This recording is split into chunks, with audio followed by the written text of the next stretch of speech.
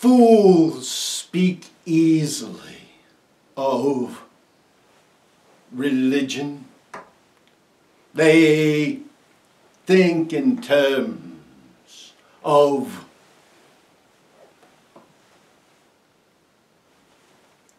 simply allowing themselves to be controlled, devoting themselves to the care of a written scripture or the teaching of a particular teacher. They say, let someone else take responsibility for salvation, because that is the way it is easy. They then constantly say, the scripture says.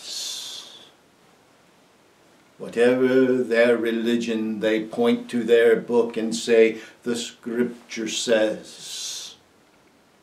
But that is a cheap and easy out.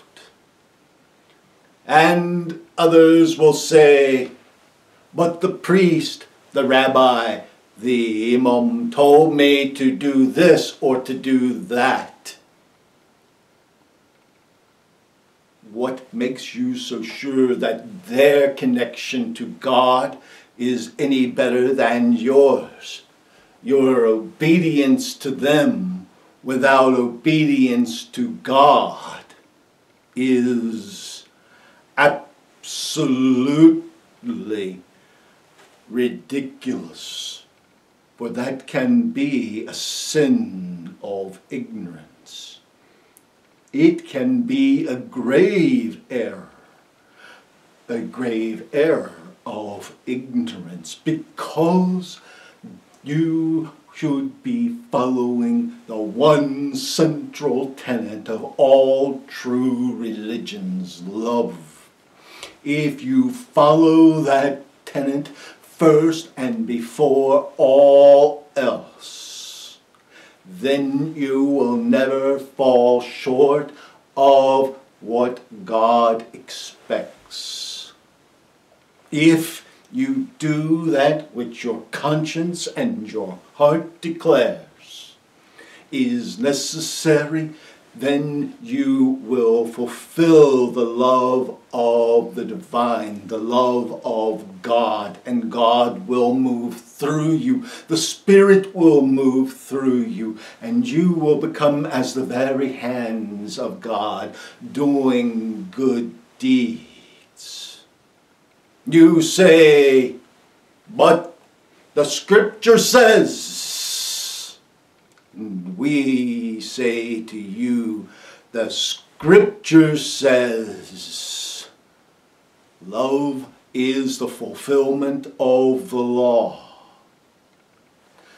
Find a teacher, a true teacher, a master, a founder of a faith that has taught anything else, and you will have found nothing but a cult leader that is gone with the ancient past.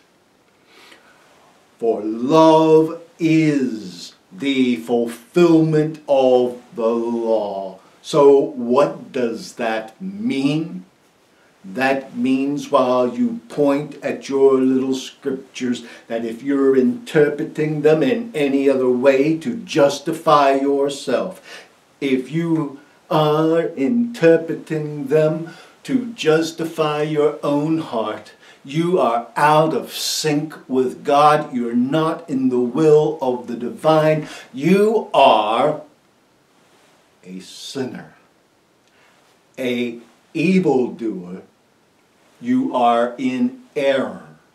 If you are following a teacher and that teacher is telling you to do things that are defiant to the divine love, then you are an evildoer. And that teacher is not only responsible, you are responsible because you know in your heart of hearts that that teacher is nothing but your excuse to do what you want, whether it is right or not. So ultimately, you point to the scriptures and say, but I'm doing the will of God because it says. You point to your teacher and say, I'm doing the will of God because he says. We tell you that all of these things must be mirrored through the prism of love, and if they are not, you are doing the will of Satan. It does not matter to what faith you belong or what scripture you are reading. The early Christians read widely across all the scriptures. The Jewish people were educated and read across many scriptures. And Islam was a well-educated faith, reading across many scriptures and faith traditions. And the Abrahamic faiths in particular were broad, as was Hinduism and some of Buddhism. But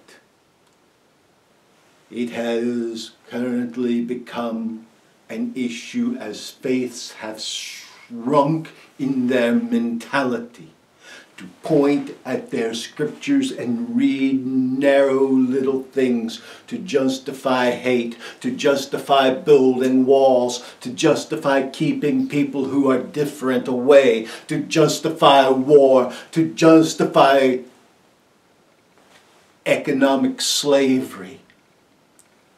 All of these things are evil. There is no justification.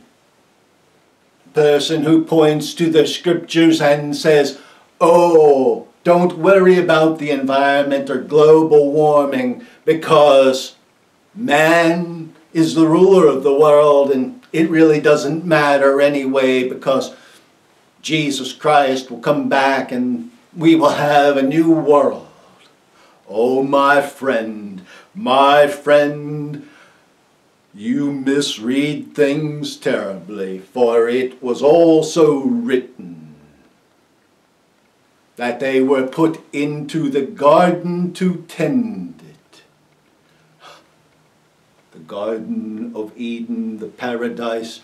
And when man was cast from the Garden of Eden and the brambles and thorns of sin grew up around him, it was still man's duty to keep the world.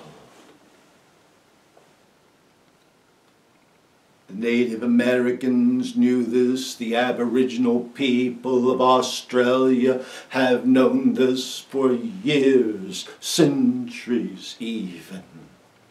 And they have cared for their environment, but they have also cared for something deeper.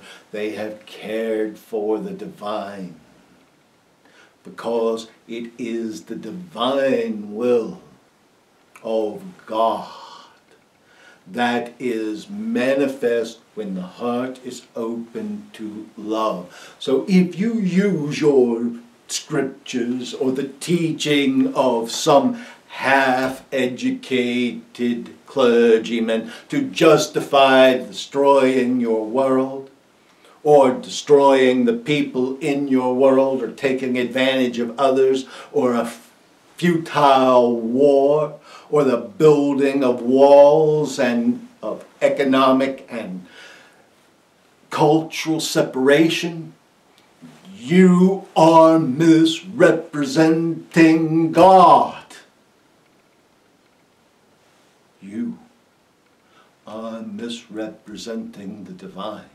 The divine is one unifying force and cause you to be at one not only with God but with humanity, with each individual living being and to be at one with all of creation. You are to be at one with every breath of air you breathe, with the water in which you swim and the water that you drink. You are to be at one with the life that grows around you, animal and plant. You are to be at one with the moon and stars. You are to be at one with the earth and sun. You are to be at one with yourselves. And you are to be at one with your God. We leave you with blessings and with peace. Peace be with you.